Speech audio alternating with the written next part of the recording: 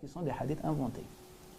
Donc, qu'est-ce que le Nabi sallallahu alayhi wa sallam a dit au sujet, par exemple, de la Syrie? Les hadiths authentiques dans le sujet. Les hadiths authentiques dans ce sujet. On commence par le premier hadith. Le premier hadith de Al-Hassan d'après Imran ibn al-Hussein, qui est rapporté par l'imam al-Tabarani. Et ce hadith a une autre chaîne de transmission qui le renforce. C'est celle de Abu Huraira radiallahu ta'ala anhu wa arda. أن النبي صلى الله عليه وآله وسلم قال ستكون أربع فتن. Il y aura 4 fitna. فتنة تستحل فيها الدماء. La première fitna, c'est où on autorise le sang. On fait couler le sang gratuitement. وفتنة, la deuxième. وفتنة يستحل فيها الدماء والأموال. Et la deuxième, c'est le sang et les biens. On vole au nom d'Allah Ta'ala. On prend les biens des autres au nom d'Allah Ta'ala. La troisième fitna, وفتنة يستحل فيها الدماء والفروج والأموال. Et la troisième fitna, donc on a le sang, on a les biens et maintenant c'est le furouj. C'est-à-dire le viol et la zina, la fornication devient halal. Et cette époque commence à partir de l'année 63. Et elle était renouvelée ou bien reprise par les Daesh aujourd'hui. L'année 63, ce qui se passe aujourd'hui en Syrie a déjà existé dans notre histoire. L'année 63, dans la bataille de l'Harra, où toute la Ummah de l'Islam, à Mecca, à Médine, partout s'est réveillée, s'est levée contre les injustes. Les injustes, on revient, on donne des chaînes de transmission. Car parfois le problème, lorsqu'on refuse la vérité, on dit que ce n'est pas authentique, n'existe pas. L'imam al-Madaini rapporte d'après Abu Qurra Zubaydi, d'après Ja'far, c'est un transmetteur de al-Bukhari, Ibn Abdul Hamid, d'après le Mughira, Ibn Miqsam. Chaîne de transmission authentique selon les conditions de al-Bukhari et Muslim. Qal a dit, après la bataille de l'Harra, on a constaté 1000 bébés sans le père. Mais il n'y a pas de père, on ne connaissait pas. Des viols pendant la bataille.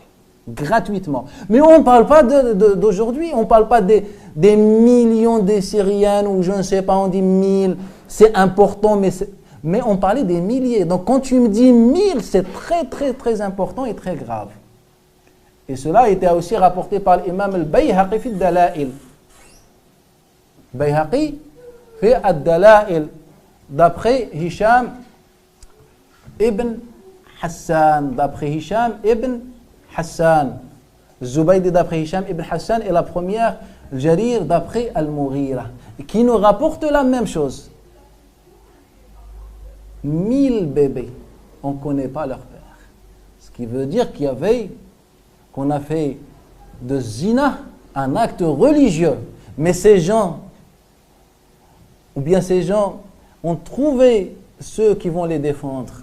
Et jusqu'à maintenant, ils nous disent, ils ont une seule récompense. Pourquoi? Car ils ont fait l'ijtihad. Et celui qui fait l'ijtihad et il se trompe, il a combien de récompenses? Il n'a pas de péché, donc il a une seule récompense. Et aujourd'hui, ils se permettent de parler de Daesh. Daesh ne vient pas du ciel. C'est chouillure dans l'histoire de l'islam. Donc on a fait de cela, donc ça c'est la troisième fitna. Mais après, le Nabi sallallahu alayhi wa sallam va nous parler de la quatrième fitna. C'est-à-dire la première, on faisait couler que le sang. La deuxième, on a rajouté le vol des biens. Troisième, c'est le furouj, les viols. Et la quatrième, c'est encore pire. C'est-à-dire on a les trois et d'autres options. Le Nabi sallallahu alayhi wa sallam dit وَالرَّابِعَةُ عَمِّيَاءُ سَمَّا. Elle est sourde, elle est aveugle, elle est muette, elle est tout.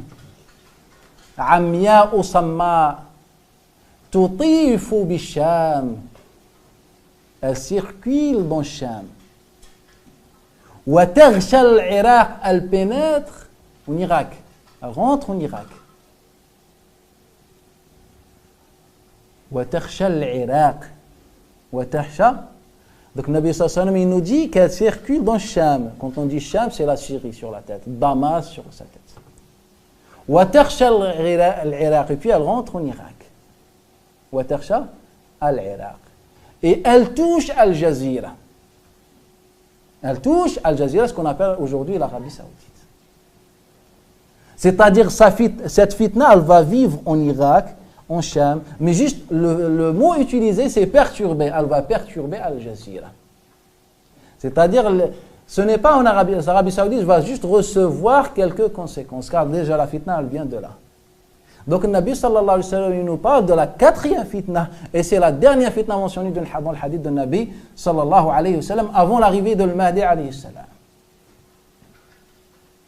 Imam Ibn Abi Khaythuma nous rapporte, avec une chaîne de transmission authentique selon les conditions de Bukhari et Muslim, la chaîne c'est Abu Muawiyah Muhammad ibn Khazim, d'après Al-A'mash Sulayman ibn Mahran, d'après ses shuyukh, d'après Abdullah ibn, ou bien d'après Ali ibn Abi Talib, c'est-à-dire l'A'mash d'après Asim ibn Damra et d'autres, d'après l'A'mash, d'après Ali ibn Abi Talib. Marfou'a. ستكون 5 فتن أو ستكون فتن 5. Il y aura 5 fitna. Et là, il nous dit la dernière. وفتنة. Il y aura la dernière, c'est une fitna sombre où les gens deviennent comme les bêtes, comme les animaux. On réfléchit plus comme les animaux. On tue pour survivre, pour manger, pour profiter.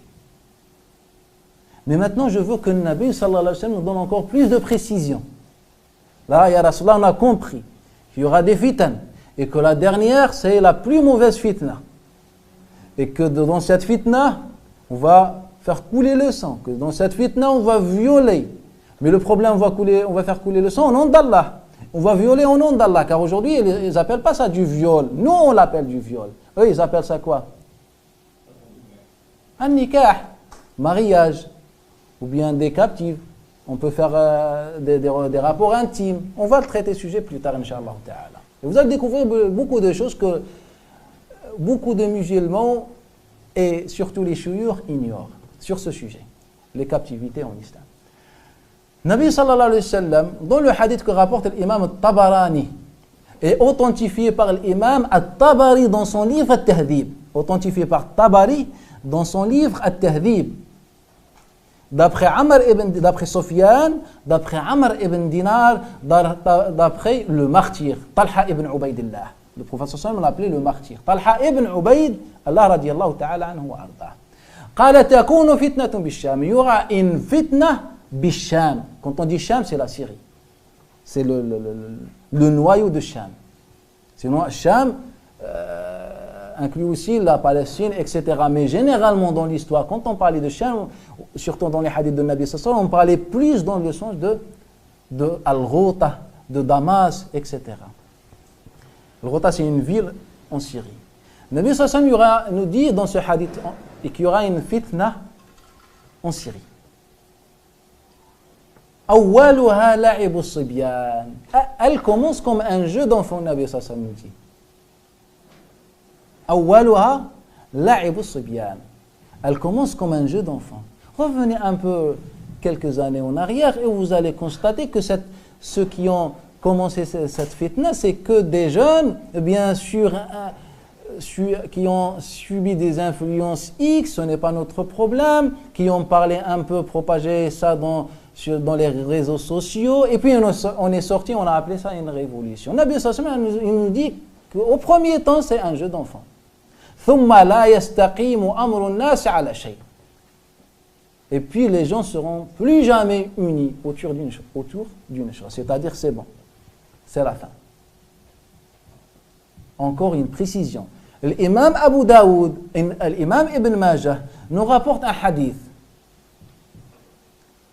D'après Taous al-Yamani, d'après Ibn Samankouch, c'est un transmetteur. D'après Abdullah ibn Amr ibn al-As, أن النبي صلى الله عليه وآله وسلم authentifié par Ahmad Shakir. Ahmad Shakir. Et les gens certaines personnes le connaissent, qui a commenté Musnad l'imam Ahmed ibn Hanbal. Le Nabi sallallahu alayhi wa sallam a dit Takunu fitnatun tastandifu al-Arab. Il y aura une fitna qui touchera tous les Arabes. Qatlaha fi an-nar. Les morts, ceux qui meurent dans la fitna, seront dans l'enfer. C'est-à-dire qui participent dans la fitna. Pas des victimes, qui participent dans la fitna, seront dans l'enfer. Al-lisanu fiha ashaddu min waq'i sayf. La langue dans cette fitna sera plus efficace que l'épée. Et cette révolution, ce qu'on appelle révolution, a commencé par quoi? Par des écrits et des prêches. Par des écrits et des prêches. Et là, c'est pour ça que Nabi Sallallahu dit, la langue aujourd'hui, ou bien ce jour-là, sera plus efficace que l'épée. L'épée est venue que plus tard.